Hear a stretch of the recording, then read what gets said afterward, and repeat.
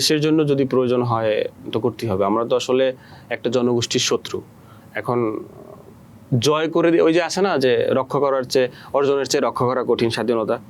তো সেই জায়গা থেকে এখন যদি দেশের হাল ধরতে হয় বা মানুষ যদি আসলে চায় জুলাই আগস্ট আন্দোলনের পক্ষের শক্তি, বাংলাদেশের পক্ষের শক্তি, তারা যদি আসলে চায় যে তুমি আসো, সেই ক্ষেত্রে চিন্তা ভাবনা করবো। আপনি শুধু এনসিপিকে দোষ দিতে পারবেন না। বিএনপির মহাসচিব মির্জা ফখরুল ইসলাম আলমগীর স্যার উনি নিজের মেইন পেজ থেকেও কিন্তু আমাকে ফলো করেন, ফলো দিয়ে রাখছে, চেক করতে পারেন।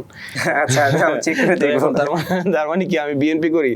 আসলে কোনো দলই আসলে হ্যাঁ, ওনার পেজ থেকে, মেইন পেজ থেকে আমার পেজ ফলো দেওয়া আছে। কোন এক public figure, content creator follow দেওয়া, সেটা আমি।